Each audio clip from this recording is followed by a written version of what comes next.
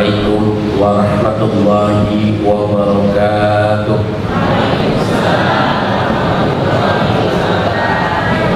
Alhamdulillahirabbil alamin.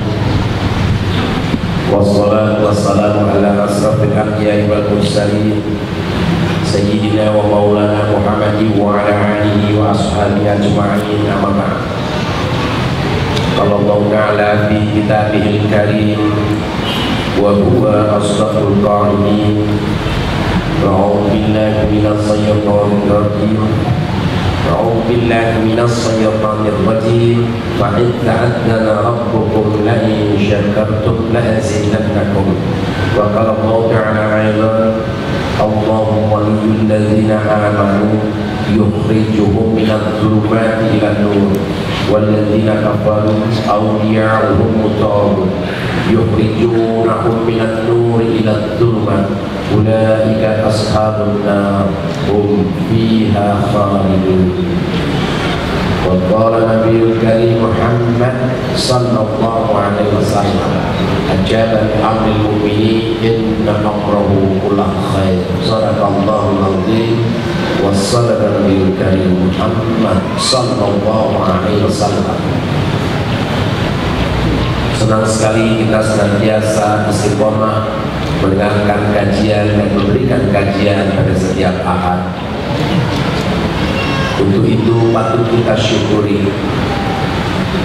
Kita adalah orang-orang beriman karena hidayah Allah kita beriman. Kita paruhinya orang-orang yang tidak beriman. Kemudian selain kita beriman, Allah masih menolong kita dengan inayahnya. Hidayah itu petunjuk, inayah itu pertolongan. Sudah beriman, masih suka meleset-meleset, ditolong oleh Allah. Mau olahraga, bubar aurat, kesini malahan ngaji, inayah dari Allah. Niatnya mau keluar rumah, bawa uang deh. Dan niat macam-macam, disedekahin, diinfakkan, diwakafkan uangnya. Nah itu inayah, ditolong Allah membelajarkan di jalan Allah. Maka kita orang beriman wajib patut bersyukur kepada Allah Subhanahu wa ta'ala atas nikmat iman dan inayah yang Allah berikan kepada kita. Salawat dan salam semoga senantiasa dilimpahkan keharibaan junjungan kita, orang paling mulia di muka bumi. Siapa saja meneladaninya sampai dia mati, tetap beriman dan meneladani Rasulullah, insya Allah dijanjikan Allah bersama beliau di surga dari Allah Subhanahu wa ta'ala. Mudah-mudahan mereka itu adalah kita. Amin. Bapak Ibu yang dirahmati Allah, bersyukur kita segenap pengurus masjid, Masjid Asy-Syarif Bumi Serpong Damai. Dari awalnya beberapa tahun yang lalu berusaha memakmurkan masjid. Hari ini dari subuh sampai malam ke subuh lagi masjid ini terus beraktivitas. Apa ini? Barokah, az-ziyadatul khair, barokah kepada pengurus-pengurusnya yang senantiasa memikirkan bagaimana agar umat ini mampu mencintai Allah dan Rasul, sementara orang lain menghina Rasulullah. Bagaimana kalau orang menghina Rasulullah kita diam saja?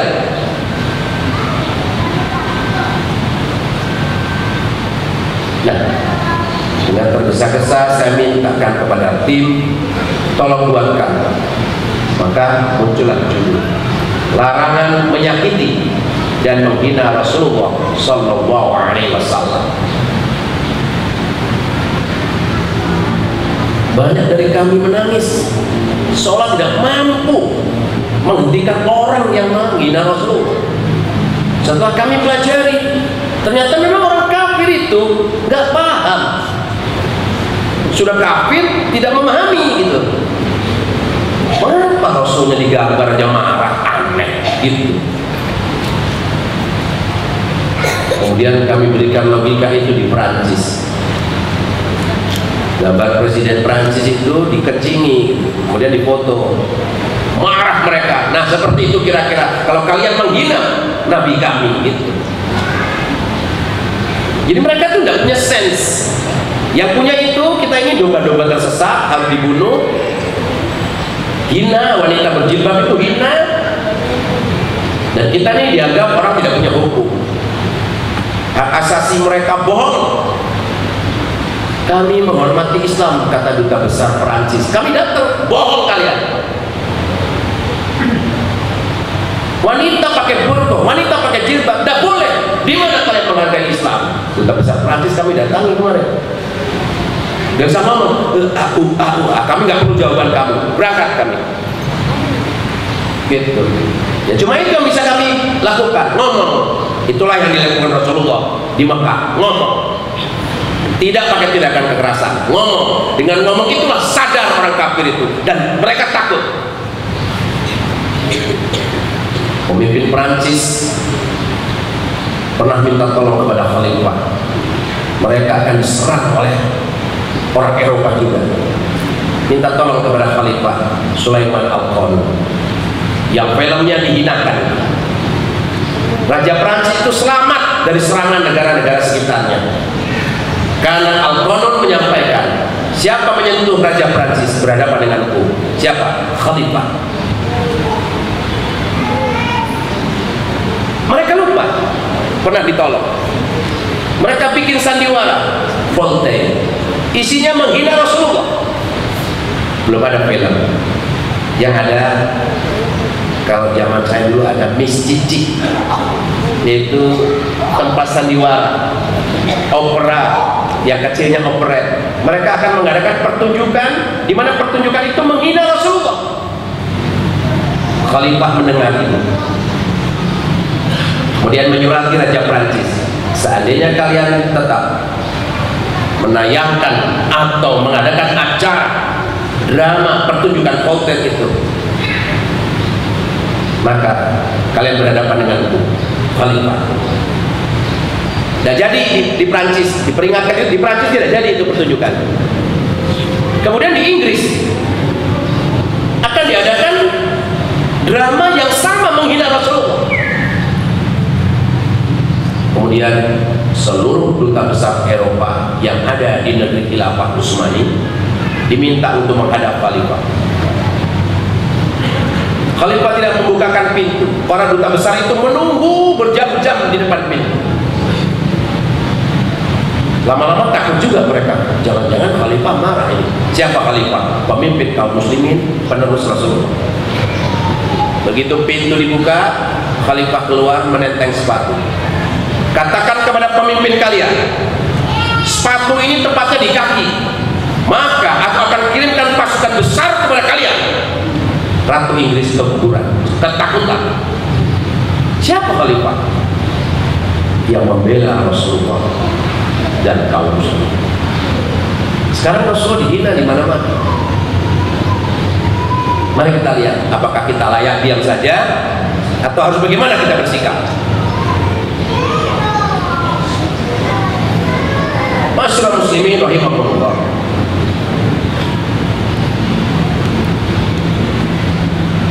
Kebencian orang kafir terhadap Rasulullah ketika beliau masih hidup saja, orang kafir Quraisy menyebut Rasulullah sebagai gila, tukang sihir, bahkan melempari Rasulullah dengan kotoran, mencekiknya, memboikotnya, bahkan mau membunuhnya. Andai saja malam itu Rasulullah sebagai manusia biasa tidak dilindungi Allah, maka malam itu terbunuh. Karena mereka sudah mengurung rumah Rasulullah. Allah menidurkan orang-orang yang akan membunuh Rasulullah. Tidak ada orang yang berani membunuh Rasulullah. Berhadapan langsung, tidak ada yang berani. Satu lawan satu, gemeteran mereka. Pohon aja dipanggil jalan. Jadi dicari orang kafir Quraisy dari kalangan pemuda yang gagah untuk berani membunuh Rasulullah. Tidak ada yang berani. Kalian berdua tidak berani, bertiga tidak berani. Akhirnya belasan orang. Nah, kalau kebanyakan orang berani, itu pun senjatanya nggak berani pendek, panjang pakai tombak. Bersama-sama untuk menusuk Rasulullah. Atas izin dan rahmat Allah, Sayyidina Ali tidur di tempat tidur Rasulullah. Mereka ditidurkan pada bawa senjata, tertidur di luar rumah Rasulullah. Rasulullah keluar, kemudian menaburkan debu di kepala-kepala mereka. Ketika mereka nginceng, ngintip, masih ada orang tidur. Muhammad. Kemudian menyelinap mereka masuk, tidak dikunci pintu.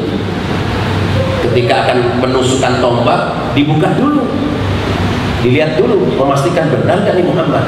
Begitu dibuka, Ali bin Abi Thalib. Artinya apa? Memang mereka ingin membunuh Rasulullah itu.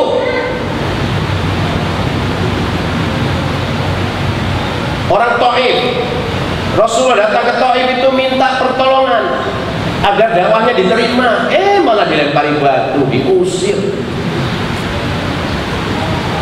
Tapi ya itulah makanya Rasulullah tidak berhasil mendakwahkan syariat Islam.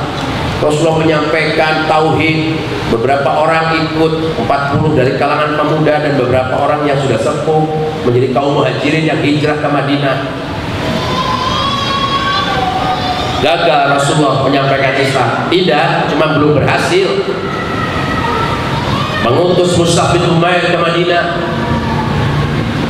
Di Madinah Mus'ab bin Umair mendakwahi dua kerajaan besar, suku besar, Aus dan Khazraj. Mereka masuk Islam, kemudian disatukan menjadi kaum Ansor yang siap menerima Rasulullah. Tadinya dua suku besar yang berantem melulu. Bahkan di Madinah orang Yahudi Bani Nazir dan Bani Quraisyah yang merencanakan membunuh Rasulullah SAW, dan sikap orang-orang munafik yang tidak mau taat memecah belah persatuan dan lebih berpihak kepada kaum kafir. Dalam perang Uhud saja, dari sekian orang, dari 1000 orang itu 300 sekian mengingkari, tidak mau berjihad, munafik. Bani Nazir itu siap mau membunuh Rasulullah. Bahkan mereka membunuh utusan Rasulullah. Ketika utusan dibunuhin, tidak ada Rasul Muhammad di sini.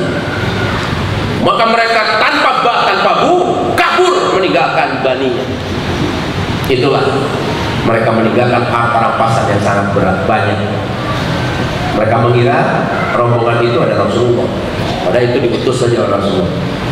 Ini pengkhianatan, bukan cuma menghina, ingin membunuh. Bani Quraisyah, kalau Bani Quraisyah itu membokong. Ketika perang Khandaq itu kaum muslimin dalam keadaan ketakutan, kaum kafir juga ketakutan. Kalau menurut teori, kaum muslimin kalah itu kalau perang itu berlangsung. Kemudian atas mukjizat dan pertolongan Allah kepada Nabi Muhammad dan kaum muslimin membangun parit atas teori dari Salman Al-Farisi. Kita bangun benteng. Oh, gimana bangunnya benteng? Berapa lama bangun benteng? Maksudnya benteng itu bukan ke atas, bikin parit. Nah, menggali parit. Parit itu digali. Di suatu malam dibantu dengan angin topan, tak seperti apa modelnya. Di pagi hari parit itu panjang dan dalam. Dalamnya kira-kira 6 meter, lebarnya 8 meter. Pokoknya kalau kuda tidak akan lewat, kalau masuk ke situ nggak bisa naik. Sehingga pasukan kaum kafir tertahan di luar Madinah. Secara diam-diam Bani Quraisyah, ini kalau saya salah ceritanya kan panjang nih kisahnya. Secara diam-diam Bani Quraisyah membuat perjanjian. Padahal mereka ini sudah bikin perjanjian dengan Rasulullah untuk tidak saling menyerang. Bani Nazir membunuh utusan Rasulullah, melanggar janji, pasti dibunuh lagi itu. Maka mereka kabur. Nah, kalau Bani Quraisyah, mereka membokong. Ketika kaum muslimin bertempur dengan kaum kafir Quraisy, maka pasti kaum muslimin dalam keadaan lemah itu. Besoknya atau ketika mereka kaum muslimin beristirahat, maka dibokong, diserang dari belakang oleh Bani Quraisyah.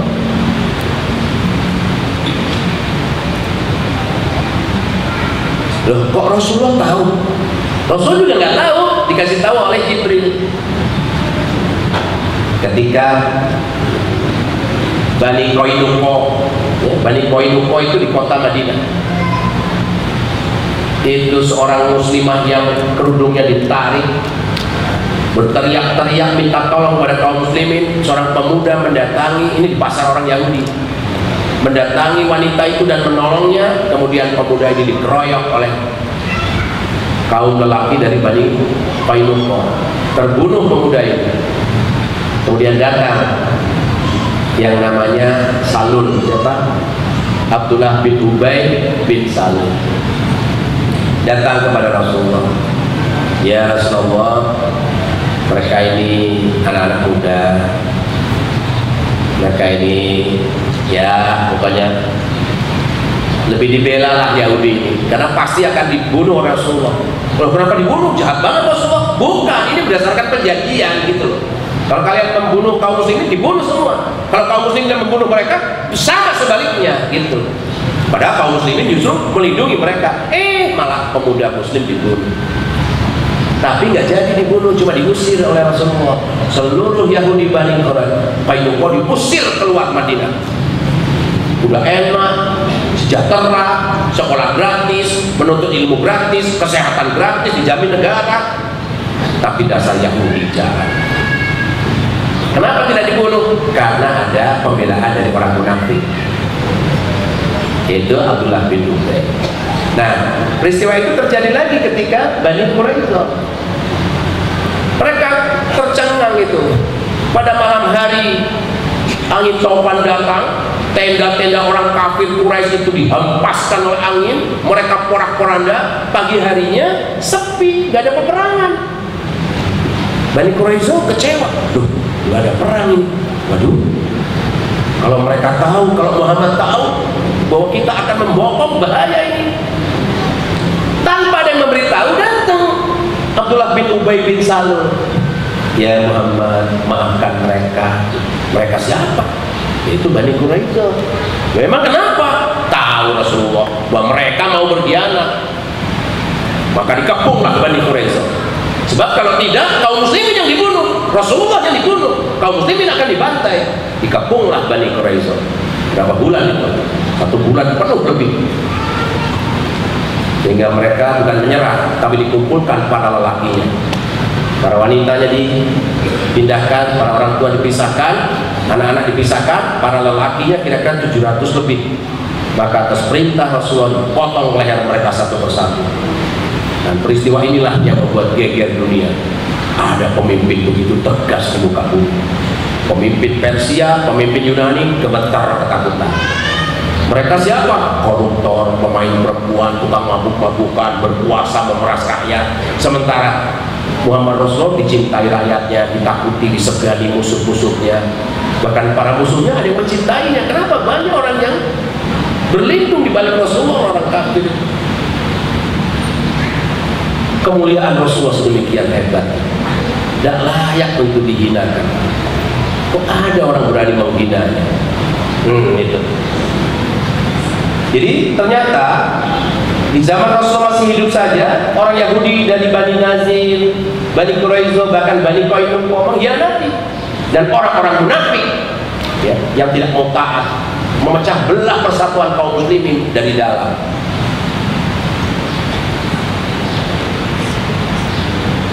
Bagaimana kebencian orang-orang kafir itu? Ketika Rasulullah sudah wafat, mensejajarkan Rasulullah dengan tokoh dunia, yaitu siapa yang mensejajarkan? Arswendo. Tahu nggak Arswendo? Orang Indonesia. Waktu itu saya artis, saya udah nasihatin dia, janganlah bikin angket kayak gini. Allah, Pak Musok fanatik. Enggak gitu mas, agama saya itu sangat menghargai Rasulullah. Kalau menghargai kamu nggak jadi rocker. Terpukul juga saya gitu kan. Ya walaupun saya rocker, setan, tapi tetap aja saya sholat. Ya kalau sholat kamu sudahlah, kamu bukan kan karena diangkat oleh majalah, oleh koran. Waktu itu yang koran terlaris di Indonesia waktu itu apa? Tempo. Bukan, tabloid. Monitor. Iya. Itu. Saya sering sholat di situ. Saya kenal betul Arswendo ini. Sombongnya minta ampun orang ini. Kemudian bikin angket. Iya. Itu. Siapa orang terkenal? Siapa orang terhebat di Indonesia? 1, 2, 3, 4, 5, 6 Arswendo, 7 Rasulullah. Saya udah nasihatin itu.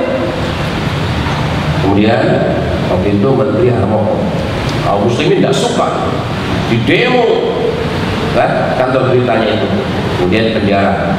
Kalau nggak di penjara habis dia. Kaum muslimin benar-benar marah, penjara 5 tahun. Keluar dari penjara lebih hebat lagi dia, jadi tokoh. Betul, ini orangnya. Udah gitu kaum muslimin dipaksa suruh toleran kepada penghina Rasulullah, toleran. Kalau dakwah saya dianggap keras dan saya nggak dipakai lagi di sini, buat saya nggak pakai, karena saya di sini sangat mencintai Rasulullah. Makanya saya tinggalkan dunia artis saya, karena saya menghina Islam dengan rockernya. Dulu saya mengajak orang ke neraka, sekarang saya ajak ke surga. Nah, kesempatan besar saya diberikan oleh wadah untuk berdakwah oleh Asy'ari, khususnya itu tuh orangnya rambutnya putih, patung silau itu. Kenal nggak? Nggak kenal, baguslah nggak kenal, suami orang. Beliau dengan Bapak Januir, dengan reng-rengan Bumi Serpong Damai Masjid Asy'ari bersepakat untuk memakmurkan masjid, termasuk siapa yang berani menghina Rasulullah harus dikonter dengan elegan, bukan dengan kekerasan, dengan elegan, dengan apa? Pemikiran itu. Karena pemikiran ini sangat tinggi. Kemudian yang saya bilang tadi itu, membuat drama komedi tentang kehidupan Rasulullah yang isinya menghina Rasul. Itu tahun 1890-an di Prancis, Inggris dan Italia. Khalifah hanya mengatakan, kalau ditayangkan kami akan kirim tentara. Tahu nggak? Tentara kaum muslimin terhebat di dunia sampai runtuhnya Daulah Khilafah tahun 1924. Tuh, kalau tentaranya hebat, kok umat Islam hancur? Yang kalah bukan tentaranya, pikirannya. Gak apa-apa, pacaran gak apa-apa, itu pikirannya. Nyogok gak apa-apa, gak sholat gak apa-apa, yang penting hatinya. Gak pakai jilbab gak apa-apa, yang penting hatinya. Itu pikirannya yang menghancurkan Islam. Kalau tentaranya perang dengan siapapun tidak bisa menang. Kafir itu perang salib 200 tahun dimenangkan kaum muslimin. Kenapa tentara yang begitu kuat umat Islam hancur? Pikirannya diubah, sekuler, pisahkan agama dari kehidupan. Nah, sekularisme paling hebat itu bisa digambarkan dan didakwakan melalui sandiwara. Ya, kemudian sekarang melalui film, melalui sinetron. Maka anak-anak kita tadi Pak Tursilo langsung mendatangi anak-anak kecil itu. Anak-anak kecil di sini ngapain didatangin? Main HP. Ini ceramah main HP. Kalau pegang Quran mungkin nggak akan diusut, mungkin nggak akan diambil Quran, tapi main HP itu. Nah, dengan HP itu kita dijauhkan dari Quran, betul. Lebih cepat kita buka Twitter, WhatsApp, Facebook ketimbang buka Quran. Mau buka Quran, belok lagi ke sini. Mau titik Quran, belok lagi ke situ. Itu. Kok seperti itu? Lah, aku kan begitu. Saya merasakan betul. Merusak banget ya. Anak-anak kita nggak cinta lagi, nggak kenal lagi sejarah seperti ini. Karena sudah dirusak dengan apa? Sinetron, Indonesian Idiot, The Terong, The Tomat, The Jambu, The Ubi, sampah. Berita-berita gosip-gosip sampah itu. Haram itu mengikutinya. Justru yang wajib itu ditinggalkan apa? Membaca sirah, kisah para sahabat, kisah Rasulullah, ya. Tarikh, kalau dalam sekolah dulu tarikh gitu. Kisah para sahabat, kisah Nabi, kisah istri solehah, itu wajib dipelajari, dibaca, diteladani. Membuat gambar kartun yang menghina Rasul. Yang kemarin itu Charlie Hebdo, Charlie Hebdo dari Prancis. Sedangkan mereka membuat rekayasa umat Islam menteror dan membunuh. Intelijen kita lebih canggih. Wah, itu peluru palsu. Masa peluru ada asap putih dari senjatanya, palsu. Orang yang ditembak di pinggir jalan itu, ya polisi itu jatuh, nggak ada impact. Kalau ditembak kepala itu ada impactnya, tas gitu. Ada goncangan dan ada semburan. Gak ada, titik darahnya gak ada. Penipuan. Terus apa betul 12 orang mati? Rekayasa. Ini hanya ingin menimbulkan kebencian kepada kaum muslimin di dunia. Terus kita ikut-ikut benci, malu sebagai muslim. Malu ya, umat Islam dianggap radikal. Berhasil mereka. Ya cukuplah kita berdoa aja, wirid aja, cukup. Udah akan selesai. Ibu haus, minum. Kalau haus gak minum-minum, wirid aja, nggak hilang hausnya. Iya nggak? Praktekkan haus minum. Cuma diwirid nggak akan minum, ya nggak hilang hausnya.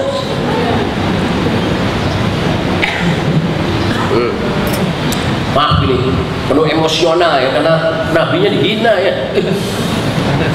Ibu, kalau ibunya dihina gimana? Marah. Wah, marah. Seorang ibu dihina marah. Apalagi ya Rasulullah. Abu Bakar saja mengatakan, aku lebih mencintai Rasulullah ketimbang keluargaku sendiri. Maka kalau orang yang cinta Rasul itu, kalau pulang Idul Fitri langsung ya habis sholat langsung ketemu guru-gurunya, baru kepada keluarganya. Kenapa? Guru-gurunya ini penerus Nabi, warasatul anbiya. Ustadz-ustadznya didahului, didatangi, baru orang tuanya, baru keluarga. Begitu kalau orang cinta Rasul. Kalau kita, Ustadz, udah kasih aja nih bekal, kasihin aja. Ustadz dikasih berkah.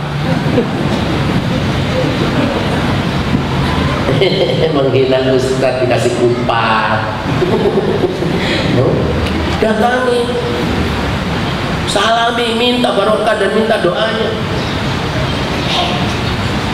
Karena mereka itu siapa? Warasatul anbiya. Kalau di sini tuh Pak Janwi, Pak Tursino, Dr. Taufik, Ustaz Rahmat, banyak ustaz-ustaz di sini. Ini nggak akan berlangsung nih pengajian begini tanpa beliau-beliau itu. Itu. Baik. Apakah ada larangan menyakiti Allah dan Rasulnya? Ada. Ada yang Al-Quran ya. Buka itu, ditandain. Surah Al-Ahzab ayat 57. Sebelum ayat jilbab 59. Al-Ahzab 37. Sesungguhnya orang-orang yang menyakiti Allah dan Rasulnya, Allah akan melaknatinya di dunia dan di akhirat, dan menyediakan baginya siksa yang menghinakan. Ibu tahu laknat? Tahu nggak laknat? Jangan-jangan kita merasakan laknat itu. Kita beli mobil mahal. Mobil mahal apa? Ferrari ya. Apalagi? Lamborghini. Lamborghini. Ibu beli nih, parkir. Naik kucing ke mobil kita. Berantem, naik ke mobil. Gimana? Marah sama kucing. Nah, itu terlaknat itu. Mobilnya dicakar, yang sakit kamu. Itu laknat itu. Karena cintanya kepada harta, ketika hartanya mau diambil, gelisah. Lupa Rasul, lupa Allah. Itu orang terlaknat tuh kayak gitu. Pelit, bakhil, peditnya minta ampun. Kalau orang sudah bilang buntut kasir. Jadi rambutnya di belakang tuh ada untirnya. Orang pelit tuh kayak gitu. Buntut kasir. Itu orang terlaknat itu. Beda dengan orang yang mulia. Punya duit, banyak sedekah infaknya, punya mobil, banyak dipakai umat, dipakai keluarga beribadah. Rumahnya nyaman, keluarganya baik di jannati. Pakaiannya banyak, bersih selalu. Ilmunya tinggi, nggak pernah sombong. Tapi yang terlaknat, ilmunya tinggi, ada yang lebih tinggi lagi, saingi. Gitu. Itulah yang saya rasakan selama jadi artis. Saya nyanyi, ada kamu, wah rasanya dunia milikku. Muncul penyanyi lain, mengaku bujangan, sakit, sakit, sakit, oh sakitnya di sini. Sakit, bener-bener sakit itu, jengkel minta ampun. Apa itu? Terlaknat. Dia tidak bisa menikmati hartanya, ketenarannya, tidak bisa. Orang terlaknat tuh kayak gitu. Nah, orang terlaknat itu benci sama Rasulullah ketika mendengar Allahumma sholli ala Muhammad. Gitu. Bencinya minta ampun. Nyesal rumahku sebelah masjid. Tuh orang terlaknat tuh. Allahu Akbar, Allahu Akbar. Udah azan lagi, enak-enak mancing. Orang terlaknat tuh begitu. Apalagi lebih jauh dari itu, hartanya, istrinya, kekayaannya tidak membuat dia bahagia. Suaminya, hartanya, kekayaannya tidak membuat dia sakinah mawaddah warahmah. Enggak. Benci saja hidupnya. Itulah laknat dari Allah. Orang yang membenci Allah dan Rasulnya di dunia tersiksa, mati ke neraka. Hati-hati. Itu saya kasih gambaran laknat tuh kayak gitu. Kalau orang suka pamer dengan kekayaan, melihat tas sebelahnya aja jengkel. Sebenarnya mereknya apa itu? Mereknya apa? Terlaknat tuh kayak gitu. Iya, iya. Kalau orang menuhankan kecantikan, jerawatan, nggak mau ngaji dia, malu sama jerawat. Lalu pada orang lain nggak mikirin kamu jerawatan. Kamunya gelisah dengan jerawatmu. Tua dikit, kumis berputih, itu beruban, udah bingung ya. Waduh, tua gue, wah gelisah, disemir, dicet. Begitu dia sakit, lupa nyemir. Seminggu sakit, 2 minggu sakit di tempat tidur gitu. Datang anaknya, papa berubah loh. Maksudnya berubah apa nih? Begitu dikasih kaca, dia lihat wajahnya, putih semua rambutku, gelisah, makin stres. Kenapa? Terlaknat karena ganteng Tuhan bagi dia, menghina Allah. Itu gambaran laknat tuh itu, ya. Jangan-jangan kita pelaku laknat ini. Oke. Dalam tafsir Qurtubi, bahwa Imam Al-Qurtubi menyatakan bahwasanya para ulama berbeda pendapat mengenai perkara-perkara apa saja yang bisa menyakiti Allah Subhanahu wa taala. Namun, mayoritas ulama berpendapat Allah Subhanahu wa taala disakiti dengan kekufuran, menuduhnya punya anak, menyekutukannya atau itu adalah syirik, mensifatinya dengan sesuatu yang tidak dimilikinya. Misalnya perkataan orang Yahudi, sesungguhnya tangan Allah terbelenggu. Perkataan orang Nasrani bahwasanya Isa Al-Masih adalah anak Allah. Dan perkataan orang musyrik, para malaikat itu adalah anak-anak perempuan Allah, sedangkan berhala-berhala adalah sekutu-sekutu Allah. Itu menyakiti Allah tuh. Kedukun, ke Joko Bodo, udah tobat belum dia? Katanya sih udah, katanya. Ya, mudah-mudahan tobat. Ke yang subur tuh, itu menyakiti Allah tuh. Gak usah takut, saya santet kamu. Oh, kalau saya nggak takut, ada bukti, saya santet kamu. Kapan kamu bisa santet aku? Sekarang kerjakan. Malah dia nangis. Siapa? Gendeng Pamungkas. Nangis dia, takut mati juga. Apaan gitu? Orang kalau takut, ya, takut sama iblis, takut sama setan, berarti dia temannya.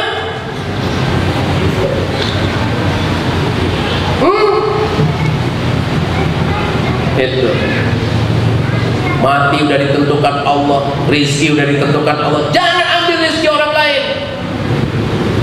Ridho bil qalil, ridho dengan yang kamu dapat, kamu bahagia, jangan pusing mikirin orang lain. Cantik jelek itu dari Allah sudah, tidak usah disempurnakan dengan operasi RH, kena tasya, dikelopas-kelopas, disulam alisnya. Kenapa? Terlaknat itu. Iya kan?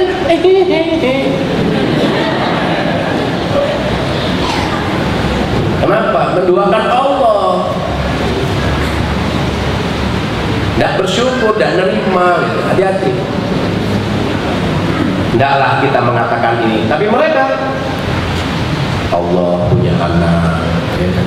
Makanya hati-hati, tak boleh ucapkan selamat Natal ya, selamat ya telah lahir Tuhan baru. Itu bertentangan dengan lam yalid wa lam yulad.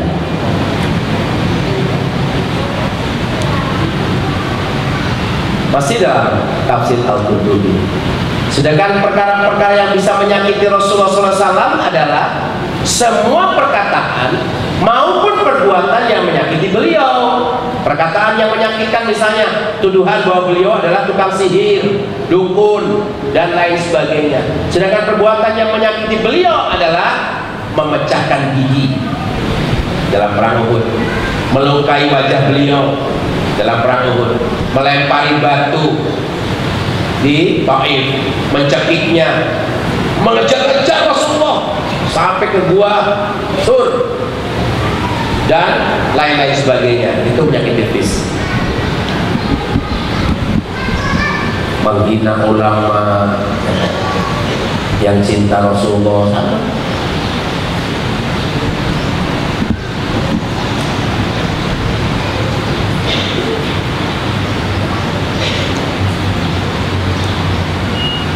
Dalam tafsir Ibnu Katsir, Imam Ibnu Katsir menyatakan bahwasanya ayat ini berlaku umum bagi siapa saja yang menyakiti Rasulullah Sallallahu Alaihi Wasallam.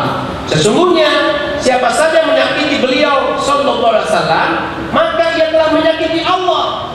Sebaliknya, siapa saja yang mentaati Rasulullah Sallallahu Alaihi Wasallam, maka orang itu juga taat kepada Allah. Orang yang sholat seperti Rasulullah sholat, itu taat pada Allah, taat pada Rasulullah, artinya cinta pada Allah. Jadi yang lalu dibahas cinta kepada Rasul adalah mentaati keduanya. Dua siapa? Allah dan Rasulnya, yaitu dengan cara taat pada syariat, wajib, sunnah, mubah, makruh, haram. Nah, haram, menghina itu haram. Maka orang yang taat dan cinta Allah dan Rasulnya nggak pernah menghina Rasulullah. Misalnya gini, ini perasaannya gini, ngomong, Rasulullah istrinya banyak, sebel deh.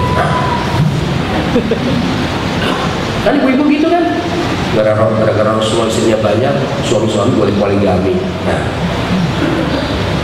Nah, kalau negara ini nggak ada Islam, Hindu ini, bagaimana suami Hindu? Kalau suami Hindu mati, dibakar istrinya Hindu. Untung ada Islam dengan ayat poligami. Bagaimana masyarakat Arab? Arab jahiliyah. Istri-istri tidak boleh duduk begini, samping dibagi dua gitu, tidak boleh. Di belakang pun diumpetin. Kenapa? Dijadikan simpanan suami-suami. Mati nih suami, maka istri-istrinya itu jadi warisan anak-anak lelaki. Mau ditidurin sama anaknya, hak anaknya. Mau ditidurin anakmu sendiri, oh tidak bisa, harus mau, itulah adat. Datang Islam melarang itu. Di Eropa sampai sekarang wanita masih dianggap sebagai pemuas laki-laki, dan dalam pandangan gereja wanita adalah racun dunia. Padahal wanita itu umuka, abahuka, tiga tingkat, 3 derajat di atas suami. Manakala dia hamil, melahirkan, menyusui. Tapi di Eropa menyusui, wah hina. Makanya mereka nggak mau hamil. Makanya umat Islam di Eropa makin banyak ini jumlahnya. Di Jepang juga begitu. Di seluruh dunia umat Islam mulai bangkit ini. Nah, kebencian mereka kepada Rasulullah, kepada umat Islam diwujudkan dengan menghina Rasulullah. Itu loh indikasinya. Baik. Balasan bagi orang-orang yang menentang Allah dan Rasulnya, tidaklah mereka orang-orang munafik itu mengetahui bahwasanya barang siapa menentang Allah dan Rasulnya, maka sesungguhnya neraka jahanam baginya. Neraka, aduh ini ada N-nya. Nerakan, maaf ya, neraka jahanam lah baginya, dan mereka kekal di dalamnya. Itu adalah kehinaan yang besar. bekal keselambot rokok aja panas. Ini besi panas, tempelin, panas nih, udah gitu. Waduh, sakitnya minta ampun. Habis itu infeksi, padahal cuma besi panas, gitu doang. Gimana kalau besi panas itu setahun? Cuman pipinya kok. Kalau di neraka seluruh tubuhnya. Bagi penghina Rasulullah, bagi penghina Allah.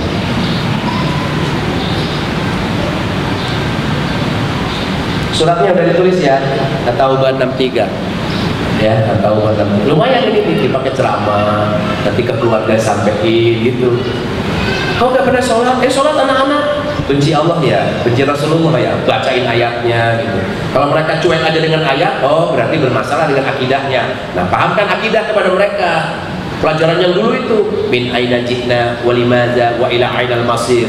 Dari mana asal manusia, untuk apa hidup di dunia, kemana setelah mati. Ajarkan itu. Lupa.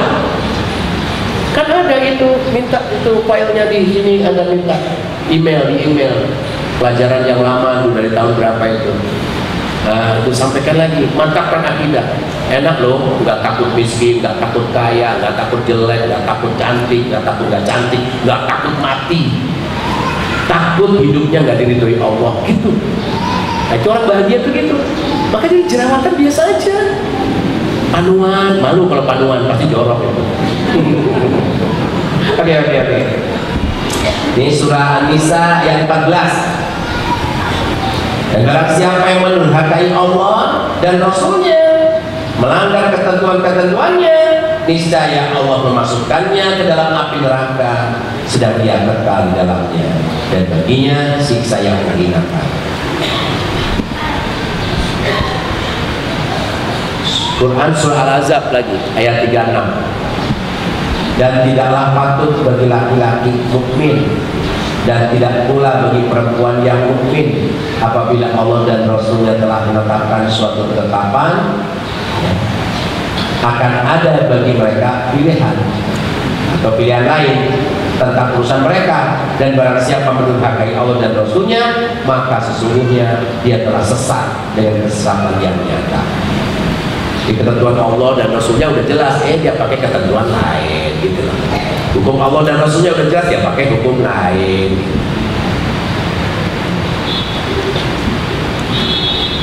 Menentang Allah dan Rasulnya adalah apa? Menentang dengan cara menolak keputusan Rasul. Di orang yang menentang Rasul itu bagaimana ciri-cirinya? Menolak keputusan Rasul.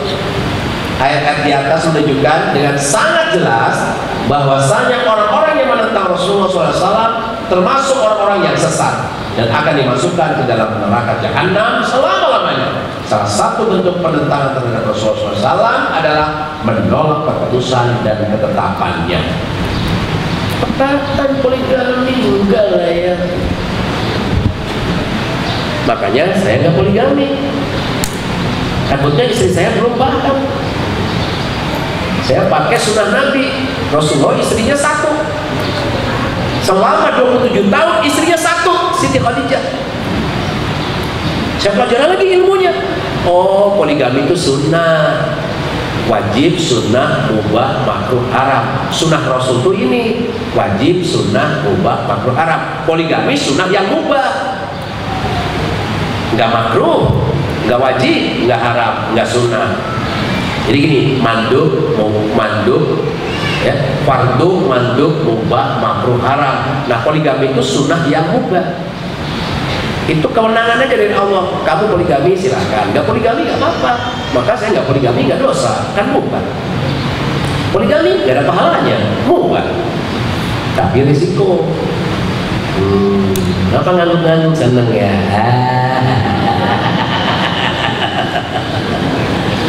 Terus kalau poligami salah, ya enggak lah, yang salah yang berzina. Ustadz kita, Ustadz Arifin Ilham, istrinya 2, akur banget, alhamdulillah, udah poligami berantem, nah itu rugi.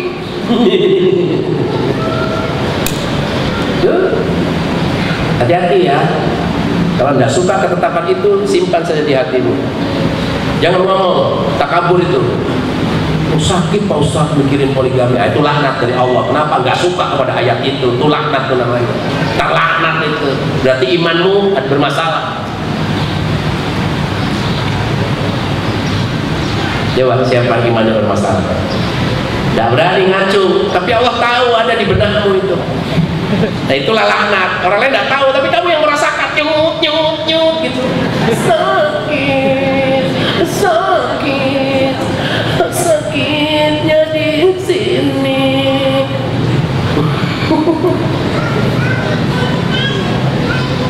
Ini ngaji supaya paham aja kita. Oh iya, dalam hal apa nih kita tidak boleh terlaknat?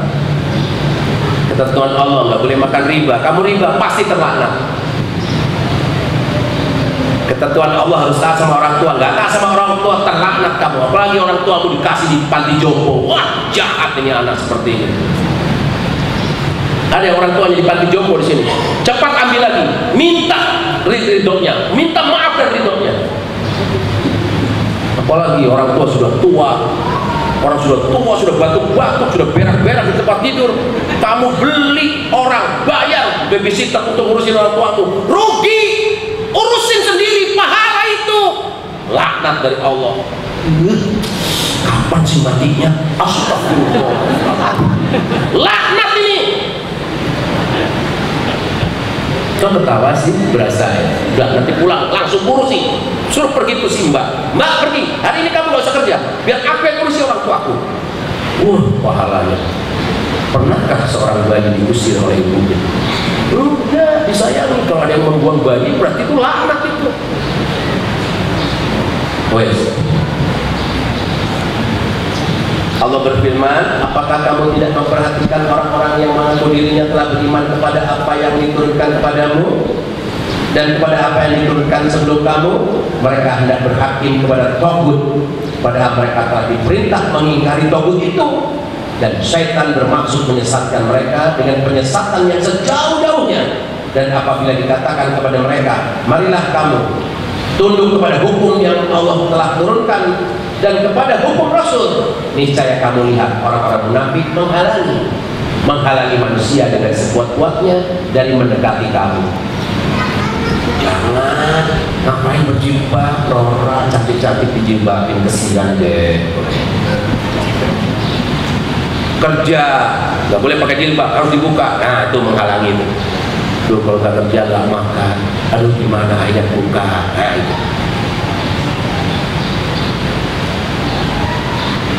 Itu baru kecil itu.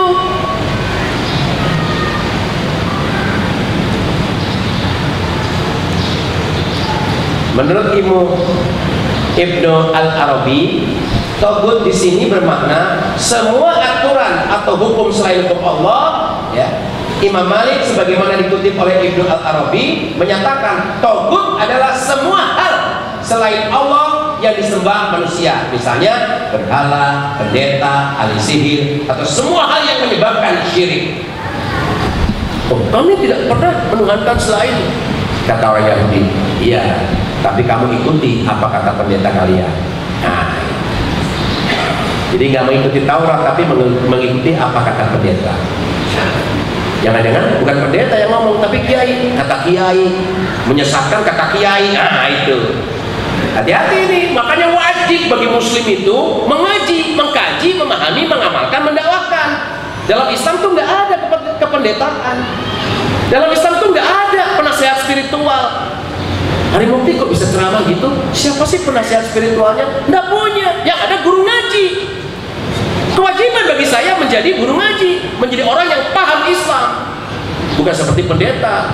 Ilmunya di tangan pendeta, kapapun, apapun ucapanmu tergantung pendeta. Nah itu, Tagut itu. Kalau Al-Quran, itu setiap individu wajib menghafalnya, memahaminya. Kalau pendeta, dia pegang Injil, umatnya tergantung pendeta. Pendeta buka, suka-suka dia, ngomong kamu ikuti. Itu dia Tagut. Maka dalam Islam tidak dikenal itu penasihat spiritual, tidak ada. Wajib kamu memahaminya.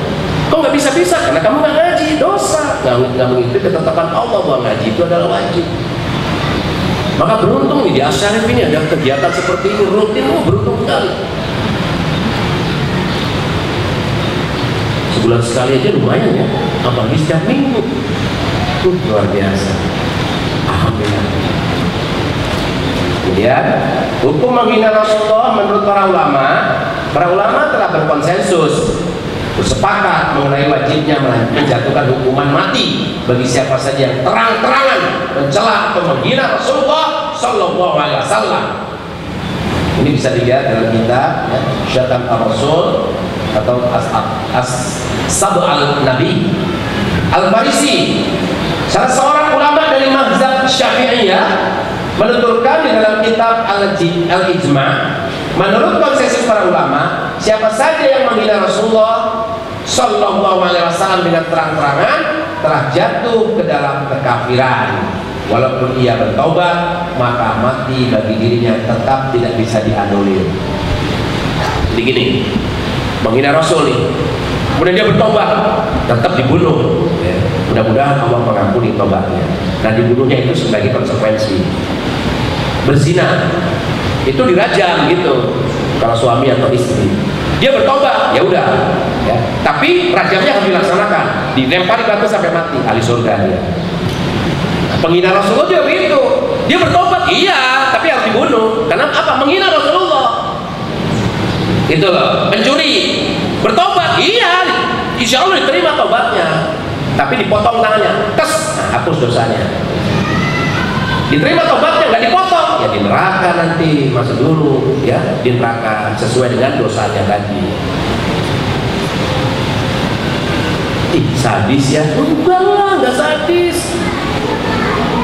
Yang sadis itu begini, ini apa? Ini apa? Kalau masuk ke dalam tubuh melalui lubang apa? Lubangmu, kerongkongan masuk mulut, kerongkongan masuk janganlah, jangan melalui kuping aja. Pakai pipet masukin ke kuping, kan masuk juga tuh. Gimana? Atau pakai hidung aja, pakai hidung.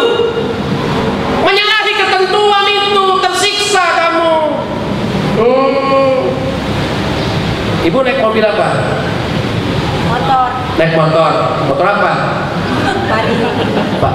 Huh? Honda Vario. Honda Vario. Bensinnya apa bahan bakarnya? Pertama apa kedua? Bu, ganti bahan bakarnya sama ini. Sama-sama cair. Jalan nggak?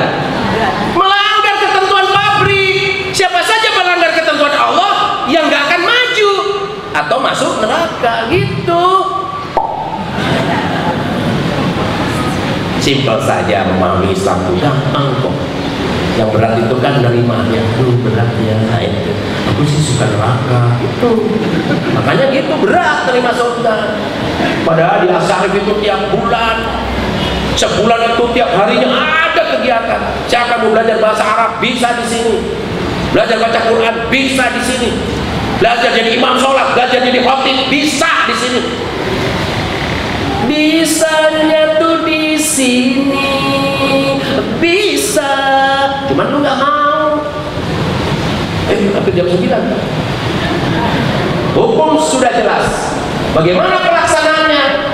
Belajar dari peristiwa di masa Khilafah Utsmaniyah, Sultan Abdul Hamid menulis surat ancaman yang ditujukan kepada pemerintah Perancis dan Inggris agar tidak mengizinkan pementasan drama yang menghina Rasulullah. Itulah disebabkan Ratu Inggris keguguran, takut dikirim tentara. Tentara zaman itu terkuat di muka bumi adalah tentara Bani Utsmani, tentara kaum muslimin.